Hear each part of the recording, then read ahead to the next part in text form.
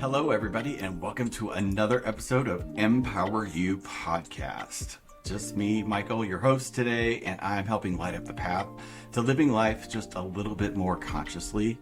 We do that by sharing stories of other people that are on the journey, what they've discovered, what they've learned, and what they're here to share with us today to help us live our lives a little bit more consciously. So with that, I'm super excited to welcome my guest with Inbar Shahar, and she is super passionate about meditation. But like what you're saying is what I aspire to be is my life becoming a meditation, right?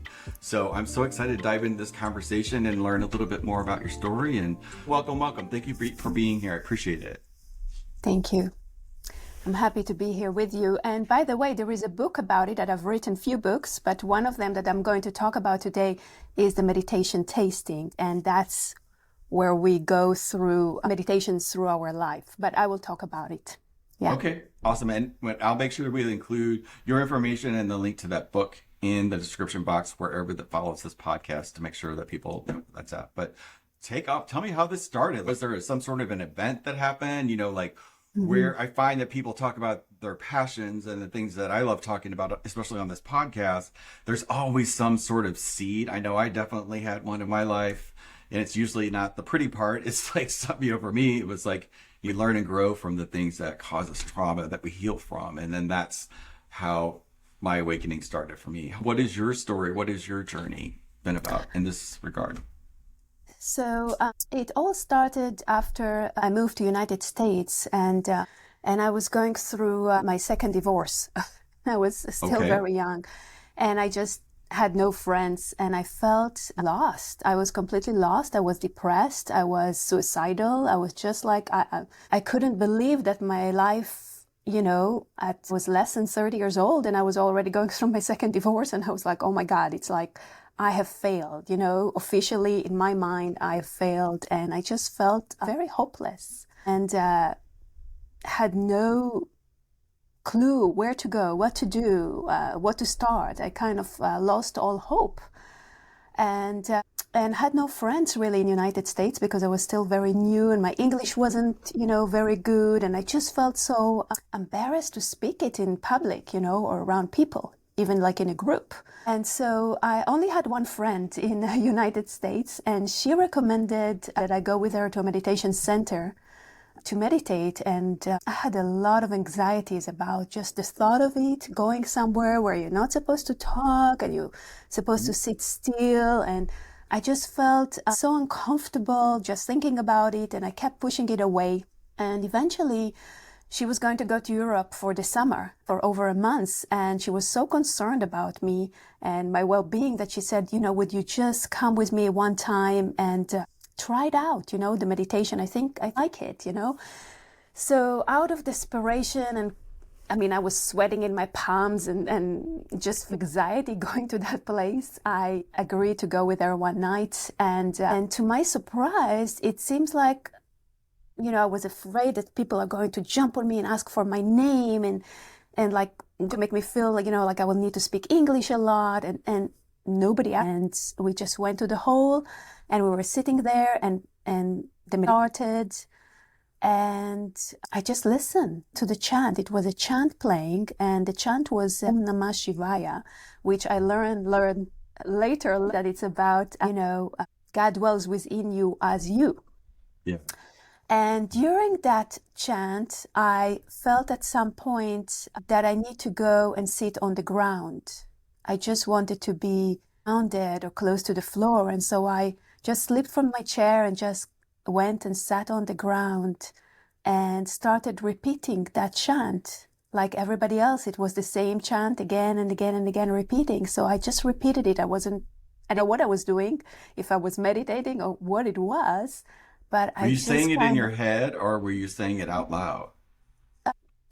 First in my head because I was embarrassed to speak out, But other people were like, it was audible, right? You could hear right, it was audible. Okay. People were chanting. It was a chant going on. It was a live chant. And I just sat on the floor and then I just started repeating it myself. Okay. And as I repeated it, it just took me on a trip inside myself and finally I understood, like finally my brain relaxed. And I understood that it was all about inner satisfaction. Life is about inner satisfaction.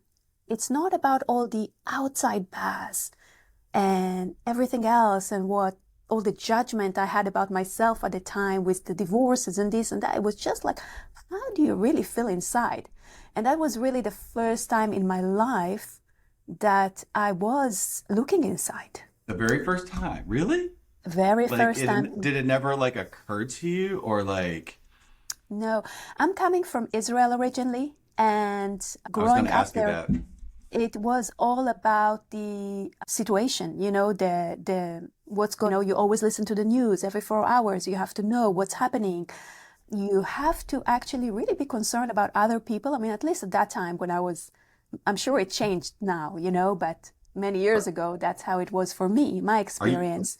are you referring to like so I'm I hear things that happen there, but I'm not like your experiences. I would love to know like is it from being bombed or like what is the like every Yeah, 4 hours? What is that?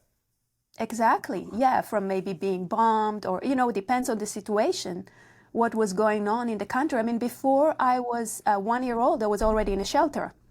And my dad was actually missing in a war. So it was like all these things that you just brought up with, and it's just part of you. This You were always in fear, constant right?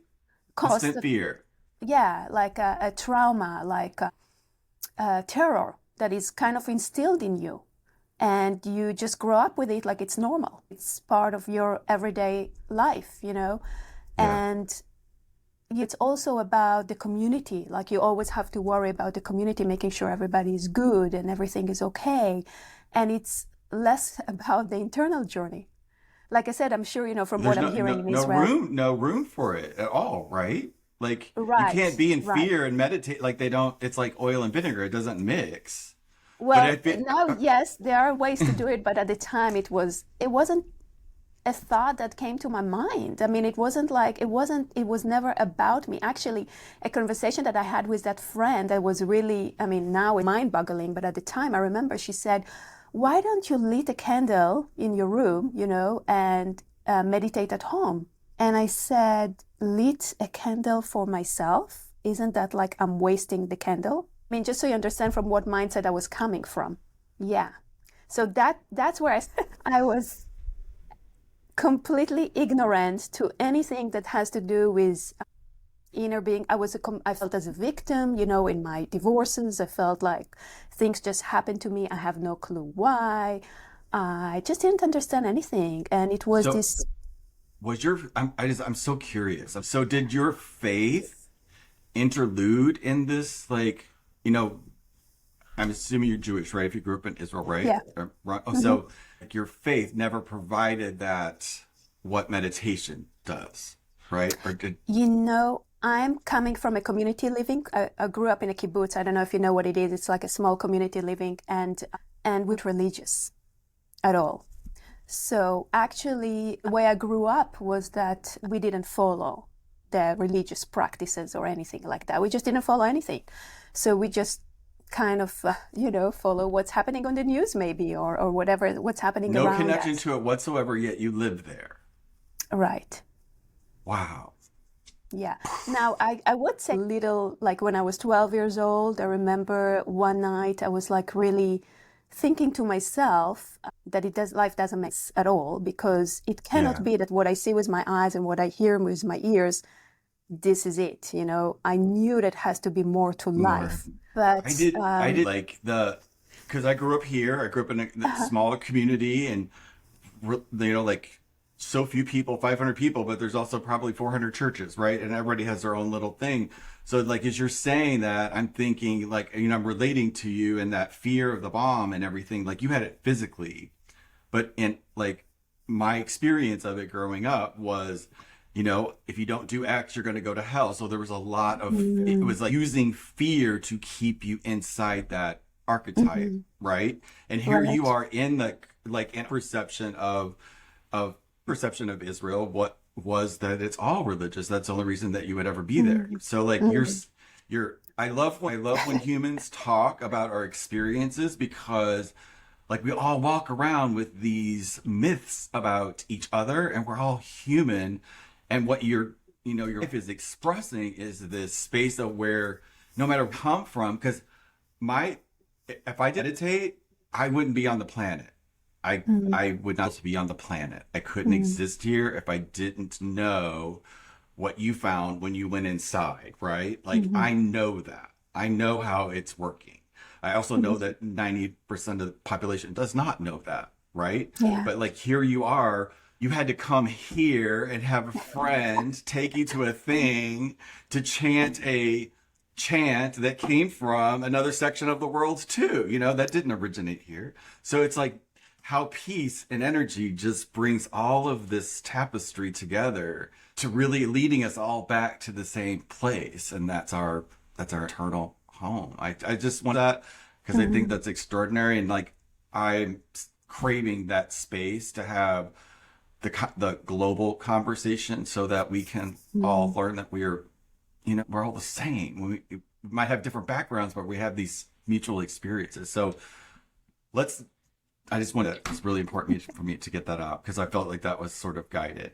But my experience, like your face, I'm seeing the light come out of you. Not obviously behind you too, but there's light actually coming out from your face when you talk. Like there's Mm. peace. You exude.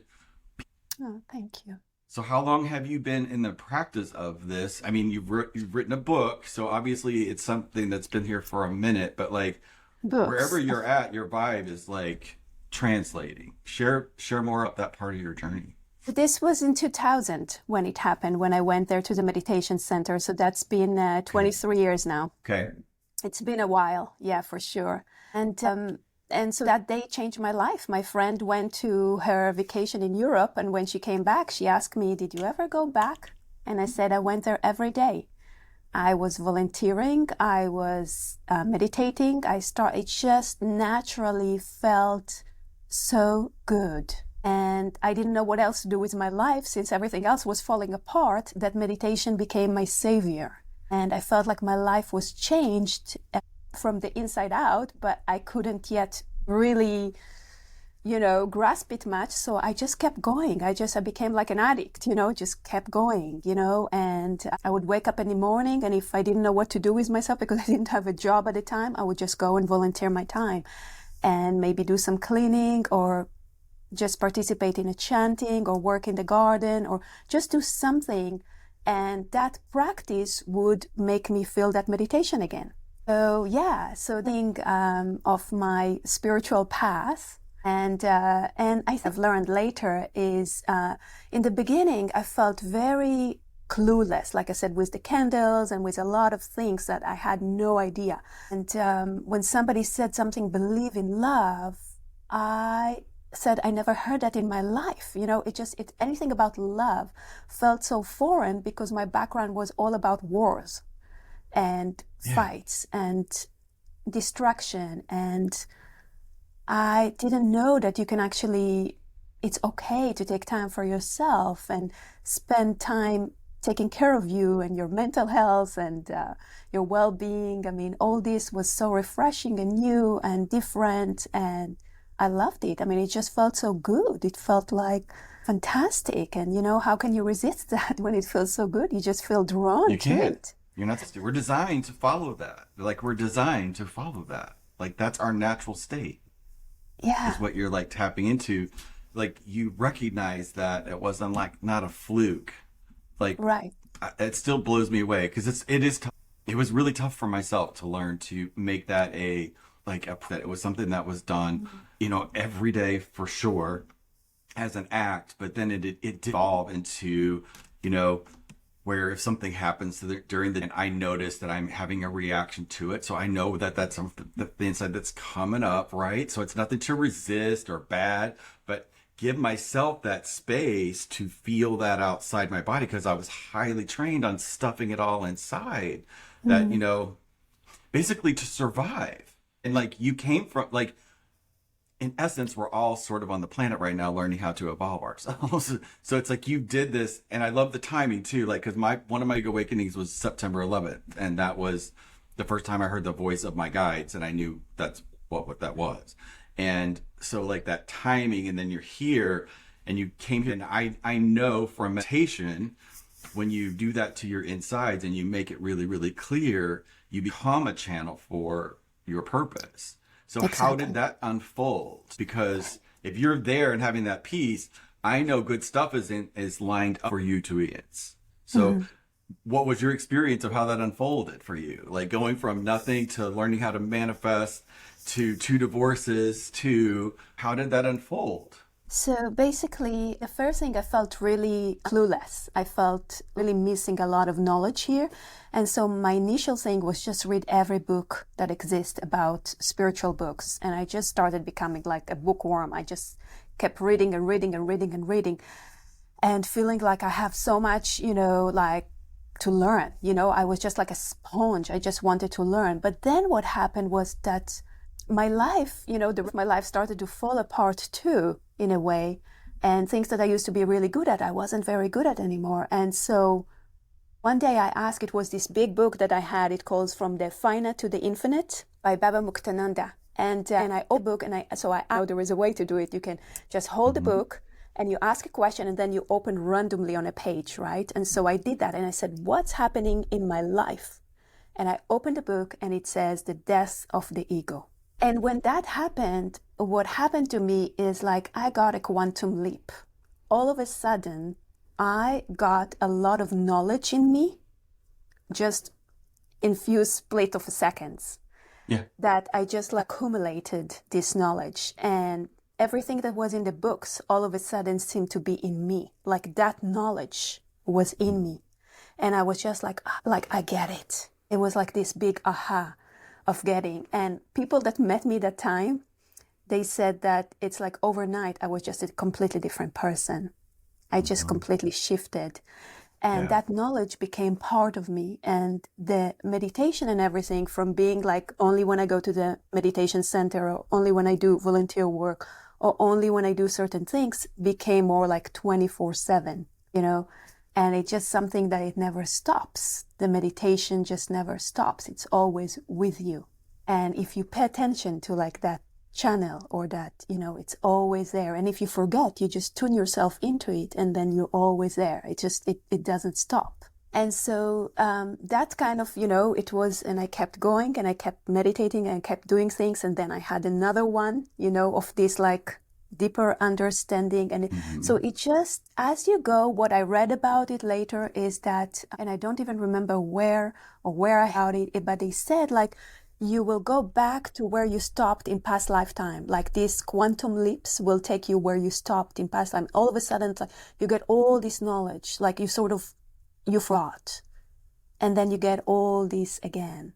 And it come back to you like downloads. It's just like a downloads of information. I know exactly what you're talking. Yeah, it just become part of you. And now you know. Or maybe you tap into that channel of inner knowing. My guides always put it to me like, it's all perception, right? It's just all perception. Everything's how we perceive it. But what they gave it was that everything that's ever happened and that will ever happen in the universe is stored in every atom of our body. In every atom lies all that information. Yeah. So we just wake up to what's already there, but it occurs like a download. You get you get to the internet, before the internet, we were all just walking around individual people. With the internet, you plug in and you have access to anything that you want if you know how to command it. Because the internet's useless without Google, right? It's useless unless we know how to search for the thing we're looking for. And it's one thing to have the awareness, but it's another thing to navigate it, like with precision. That's like the gift that I have, is helping people with the energy. Like what you're talking about perceiving, I see it around folks all the time. It's like numbers and energy and information. I can see that if I'm working with somebody, I use that to tap into that thing that they might not be able to see. But when I do, they generally see it too. It's just like, oh, that's what that thing was, right? It's like something that used to irritate me, but it's like, oh, it was really just trying to get my attention so that I could bring my focus to it for me, that's what meditation is. It's like the holding the light or holding a magnifying glass up Yeah. directly to the sun and burning a hole in a leaf. If it's like that, it can't do that. But if it's still, which meditation gives you, then you're able to like burn a hole in a leaf. Human beings are that looking glass. Hmm. So Yeah. when you started to do that and found the chance, have you evolved? And like, I use all different types of meditations all the Hmm. time. Sometimes it's just me being quiet and listening, but other times I use nature sounds or humming or, do you too, or do you have a thing that's like your tried true go to? How do you invest it in your life all the time? So, yeah, what comes to me first is that when you said that, it's like I've written one of my books and it just came to me Mm-hmm. again, like a download. I was about to write a book about meditation, and it was meditation, 30 days of meditation, fun techniques for beginners. That book was number one bestseller on Amazon in 2013 when I wrote these books. And yeah, it's so in this book, it's all about trying different meditation to find out which one works best for you. For me personally, I think the way I learned meditation was you don't do anything. You just let it happen to you, kind of. Mm-hmm. And maybe I just repeat a mantra if I need to. So that's the one that usually I would do. There is another meditation that I have in this book, the meditation tasting. So meditation tasting, that was about mindfulness meditation and how to take everyday's activities and implement it into meditation act. Because everything you put like 100% attention to it and you're fully present with it becomes a meditation. Yes. So Yes. Like right we lose now, your track of time. That's when you're like, that's the most yeah. powerful meditation I can think of. Yes. 100%. So yeah, even right now, we can turn this moment into a meditation moment. And one of the tools that I would do that, for example, which I'm doing it right now, is that I will include myself in the picture. So instead of me just looking from the outside, now I put myself in the back of my eyes, and I'm just including myself. And all of a sudden, I can see everything from everywhere, and everything becomes just one. And when you do that, there is a different quality to life, and you are more in the back and more centered. And it's just a little different view. But you can walk this way, you can act this way, you can talk this way. You're just from a different place. So What do you do anything the in life. breathing too? Like, is the breath a part of how you have? Yeah, so if you want, we can practice for a little bit like Let's a do it. grounding. Let's do it. Okay. Yes, So let's do this it. this meditation is very powerful. I love to do it also with my clients when people feel like they're completely so distracted and in the mind and they don't have a moment to pause and they don't know where to start. And this is just perfect for that. So Okay. the main thing I would say is first, like take off your shoes, do the physical part of it, make yourself feel more comfortable in your life. Like feel your feet standing ground on the floor or the carpet or whatever that is, it's perfect. And then if your hair is like in a ponytail, release that. If you wear tie, take it off. If your earring are bothering you, just take that off. Just feel physically present. So from the outside, we're going more into the inside.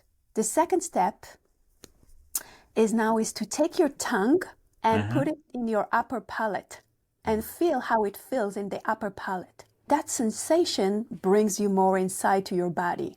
The next step is to take your hands and fingers and just touch one finger into the other.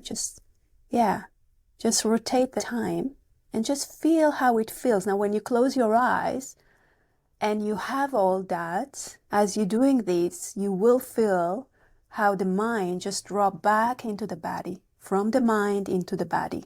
The sensation takes you where the attention is. So you have your tongue in the upper palate and your fingers, and you can feel your feet. Then that's the part where we want to start breathing in and out. Just take a nice few deep breaths in and let them out. And then you can just start feeling your feet where it touches the ground. And you can start scanning your body and just feel how it feels to be in your body. You just notice if there is any tension, any place that needs your attention, and you just breathe into that. You just make more room in that area. And you go up into your knees and your hip and your torso and your heart region, and you just feel how it feels to be in your heart. And you go up into your throat and you notice if there is any words that stuck there. Sometimes we have anger or words, and you just notice and you breathe into that. You go into your third eye, the place between the eyebrows, and you just rest there for a second and you breathe, and you maybe stretch or release your shoulders or neck or anything that feel tight, and you will feel that the body feel more relaxed and tuned, and then you can just sit like that as long as you need. It's amazing how, so that was new for me about the tactile thing as a way in. That really worked.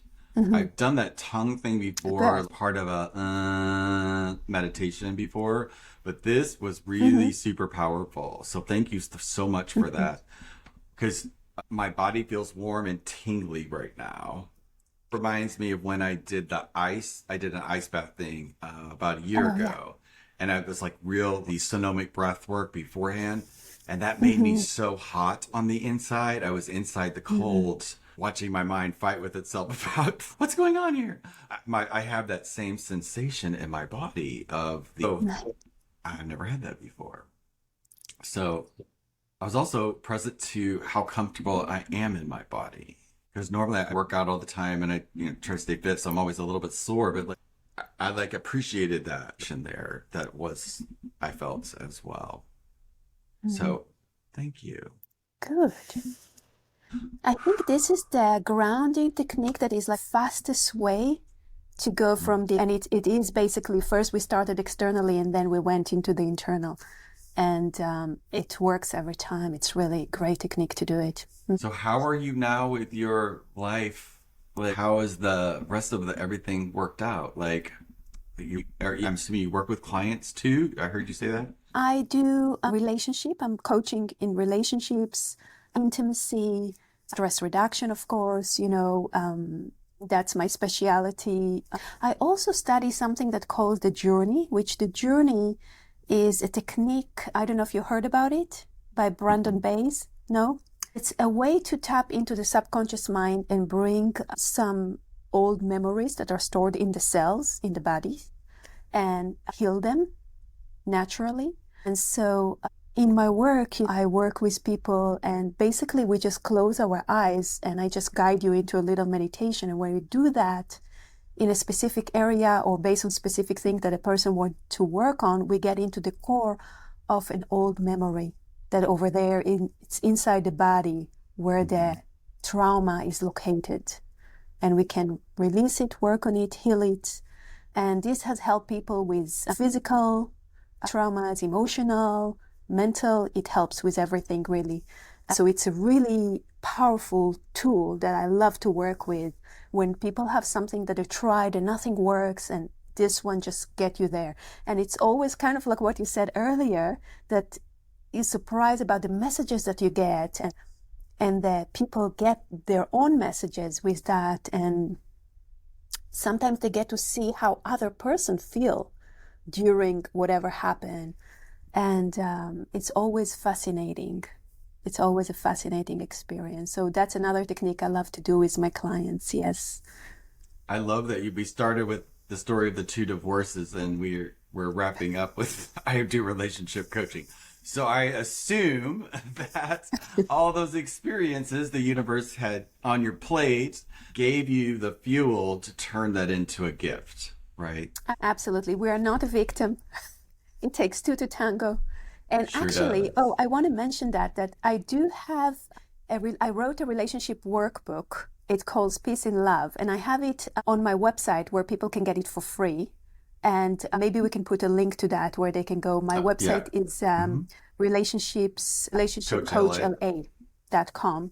And then, I can give you the link. That would be really great, because in that there is tools that teaches you how you can heal your relationship where it just takes you. So it doesn't have to even have your partner working on the relationship with you. No.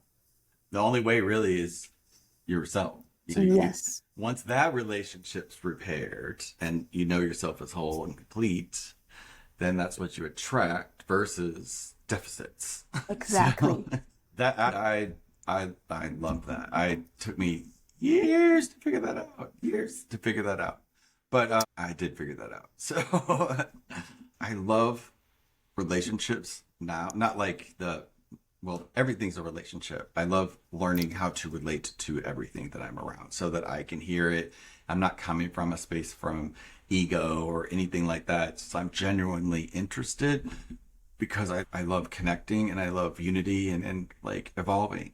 We have to have these types of conversations where we get to share our experience, share the stuff that would say is not really too great to experience, or some people think 2 divorces at 30 is the death sentence or my life's over.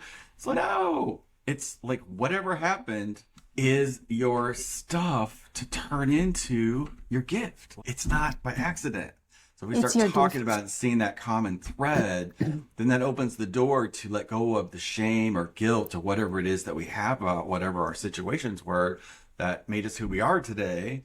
But it is something. Not everybody can make that turn. And I know that there's 7.5 billion of us on the planet. We're all evolving. And I know we generate, not everybody can go to a Tony Robbins or whoever the guru of the day is. But people like us, we make a difference because we're like sharing authentically what happened. I totally relate to everything that you were saying. And even though I didn't know this till you just said that, but I just knew that from your energy that you had crushed it. So I could feel your authenticity like kind of coming through. So all the bells and the whistles. But it's just such a joy to talk to you. I hope to have you back on someday and we do something a little bit, maybe do something for my channel or something where we could show more in depth about that process, because I think it's just so important. But I'm curious, what is your takeaway from today? It was wonderful. It just seems like we're on the same wavelength you're speaking. So it makes me so happy that there are people like you that are doing that and making a podcast for people that would love to hear. I know that so many times in my life, I was so thirsty to hear the words that when you hear that, it just makes sense. And there is a deeper knowing and understanding. And you're like, you know what, I'm not alone in this. Yeah. And yes, so it gives me hope. A little whiff of hope. Everything's a little bit better. It's all about climbing out of that scale. So I appreciate you. And if you guys, I hope you got tons of value listening for our conversation today. And that just know whatever's going on or how stressed out you feel at the end of the day or whatever thing has manifested, whatever it is, your best course of action is to get really still first and connect with that part of inside that's causing that manifestation outside. And you can do that by learning to master the art of being present and having meditation be a part of your life all day long and join other people, because as soon as you do, you start attracting other people around you. And for me, it's about that community. Thank you for being part of my community today. And you guys have an amazing day, and we will all see you on the next one. Bye, guys. Thank you.